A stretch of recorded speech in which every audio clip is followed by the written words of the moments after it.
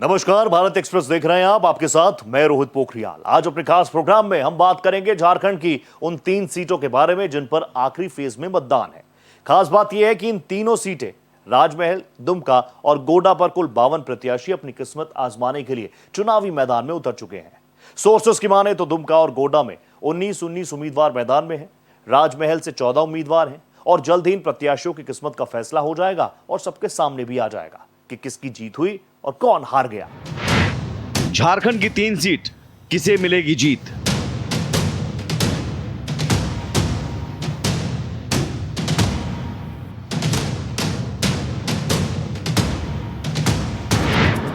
राजमहल, दुमका, गोड्डा में चुनाव, बड़ा दांव।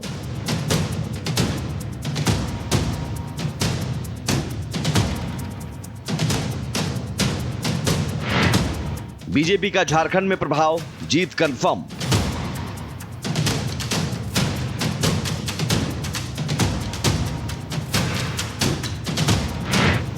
चुनाव में जारी दल बदल, बीजेपी का बड़ा खेल।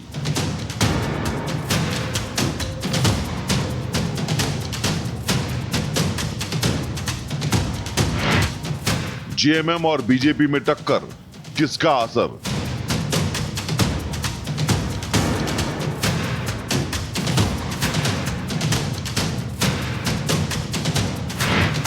झारखंड में जारी घमासान, जीत नहीं आसान।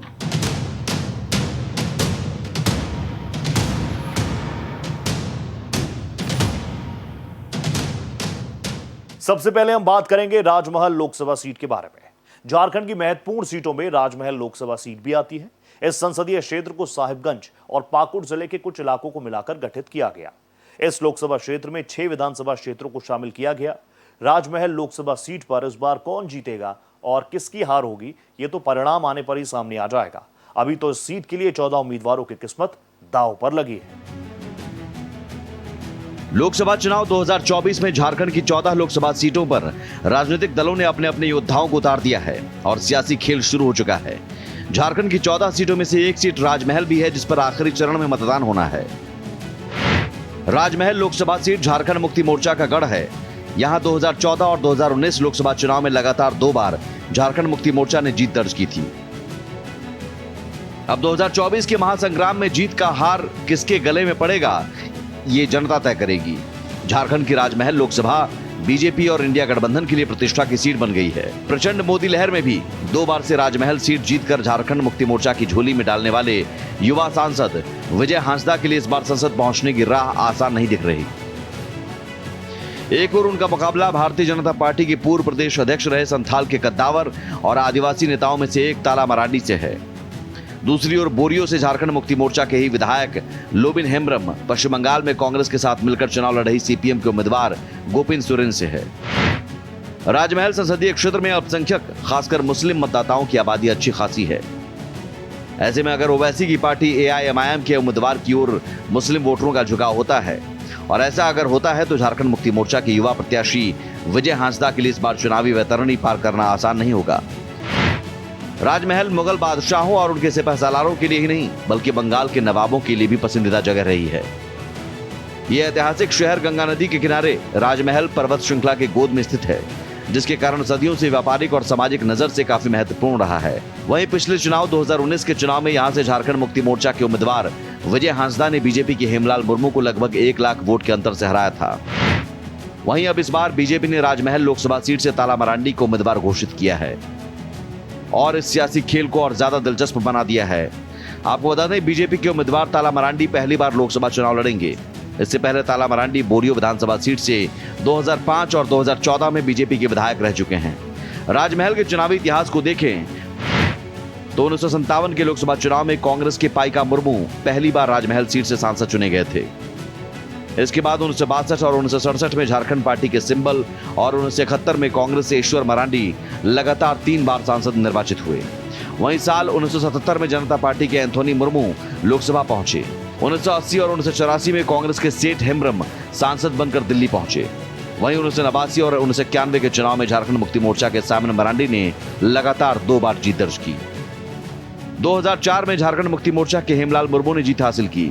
2009 में बीजेपी ने देवीधन बेसरा को मैदान में उतारा और उन्होंने विजय प्राप्त की। फिर 2014 और 2019 में झारखंड मुक्ति मोर्चा के विजय हांसदा यहां से सांसद चुने गए हैं। 2019 के डाटा के मुताबिक कि राजमहल लोकसभा सीट पर कुल मतदाताओं की संख्या 10,47,657 है। जातीय समीकरण की बात करें तो राजमहल में एससी समुदाय की आबादी 4.67% है और एसटी समुदाय की आबादी 37% है। इस बार राजमहल के चुनाव में किस ओर फैसला होगा, ये तो जल्द ही पता चल जाएगा। अब बात करते हैं झारखंड की दुमका लोकसभा सीट के बारे में, जिसमें आखिरी चरण में मतदान होना है। दुमका लोकसभा झारखंड की हाई प्रोफाइल सीट है। इस क्षेत्र में शिकारीपाड़ा, नाला, जामताड़ा, दुमका, जामा और सारठ विधानसभा सीटें आती है। फिलहाल इस सीट पर सबकी निगाहें टिकी हुई है, क्योंकि दुमका सीट पर झारखंड मुक्ति मोर्चा और बीजेपी के बीच कड़ा मुकाबला देखने को मिल रहा है। चुनावी दांव पेच और बदली हुई राजनीतिक परिस्थितियों के कारण अभी ये सीट हॉट सीट हो चुकी है। झारखंड का दुमका शहर अपनी खूबसूरती के लिए जाना जाता है। यहाँ की मनमोहक वादियां, यहाँ के जंगल और यहाँ के धार्मिक मंदिर हमेशा ही पर्यटकों के लिए खास होते हैं। दुमका की पहचान झारखंड की उपराजधानी के अलावा धार्मिक और पर्यटन स्थलों से भी है। वहीं बात राजनीति की करें तो राजनीति के लिहाज से भी ये जगह अक्सर चर्चा में रहती है। इस बार 2024 लोकसभा चुनाव में बीजेपी की उम्मीदवार सीता सोरेन के चलते दुमका सीट लगातार चर्चा में है। झारखंड मुक्ति मोर्चा ने राज्य के पूर्व मुख्यमंत्री हेमंत सोरेन की भाभी सीता सोरेन को 6 साल के लिए पार्टी की प्राथमिक सदस्यता से निष्कासित कर दिया है। 3 बार की विधायक रही सीता सोरेन ने 2009 में अपने पति दुर्गा सोरेन की मृत्यु के बाद से झारखंड मुक्ति मोर्चा की ओर से उनको अलग थलग करने और उपेक्षा करने का आरोप लगाया है। सीता सोरेन 20 मार्च को नई दिल्ली में बीजेपी में शामिल हो गई थी। अब बीजेपी ने सीता सोरेन को मौजूदा सांसद सुनील सोरेन की जगह दुमका लोकसभा सीट से अपना उम्मीदवार घोषित किया।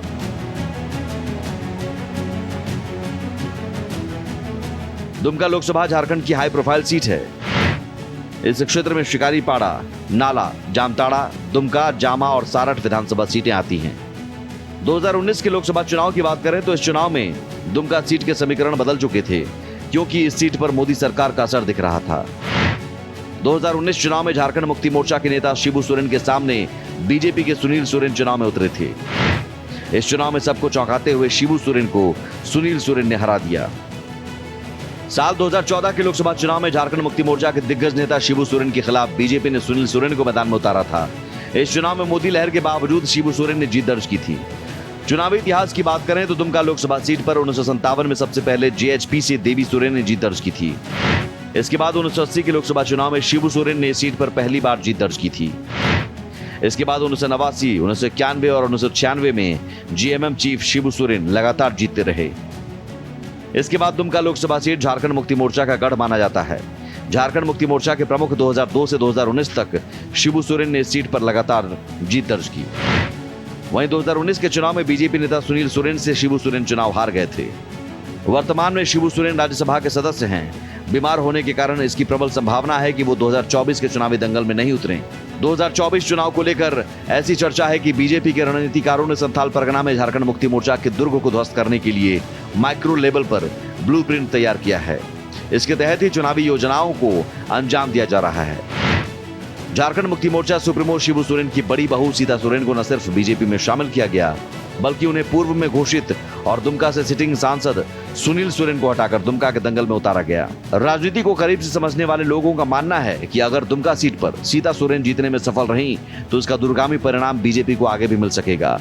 सोरेन परिवार की बड़ी बहू होने के नाते सीता इस इलाके में बीजेपी के लिए तुरुप का पत्ता साबित हो सकती हैं और इसके जरिए बीजेपी संथाल परगना में अपनी पैठ मजबूत कर सकती है। झारखंड की जिन 3 सीटों पर अंतिम चरण में मतदान होना है, उसमें गोड्डा लोकसभा सीट भी शामिल है। झारखंड की गोड्डा लोकसभा सीट पर 2009 से लगातार बीजेपी का कब्जा है। साल 2014-2019 के लोकसभा चुनाव में बीजेपी ने निशिकांत दुबे पर दाव चला और उन्होंने जीत की हैट्रिक लगाई। इस बार भी बीजेपी ने निशिकांत दुबे पर दाव लगाया है। देखना होगा इस बार गोड्डा सीट पर किसका झंडा फहराता है। असदुद्दीन ओवैसी की पार्टी एआईएमआईएम के गोड्डा लोकसभा सीट से प्रत्याशी मोहम्मद मंसूर ने अपना नामांकन वापस ले लिया है। इसे लेकर गोड्डा में तरह तरह की चर्चा हो रही है। हालांकि पूर्व में गोड्डा लोकसभा सीट से बीजेपी उम्मीदवार निशिकांत दुबे ने बीजेपी की बैठक के दौरान बयान दिया था कि उनका मुकाबला कांग्रेस प्रत्याशी प्रदीप यादव से नहीं, बल्कि असदुद्दीन ओवैसी की पार्टी के उम्मीदवार मोहम्मद मंसूर अंसारी से है। तब राजनीतिक गलियारों में कयास लगाए जा रहे थे कि अगर एआईएमआईएम ने गोड्डा लोकसभा सीट से अपना प्रत्याशी चुनाव मैदान में उतारा तो मुस्लिम बहुल आबादी वाले लोकसभा क्षेत्र में वोटों का बिखराव होगा और इसका फायदा निशिकांत दुबे को मिल सकता है। नामांकन वापसी के आखिरी दिन एआईएमआईएम के गोड्डा लोकसभा सीट के उम्मीदवार ने ही अपना नाम वापस ले लिया। ऐसे में गोड्डा सांसद निशिकांत दुबे की भविष्यवाणी चुनाव से पहले ही गलत साबित हो गई। अब गोड्डा के लोग निशिकांत का अगला बयान आने का इंतजार कर रहे हैं।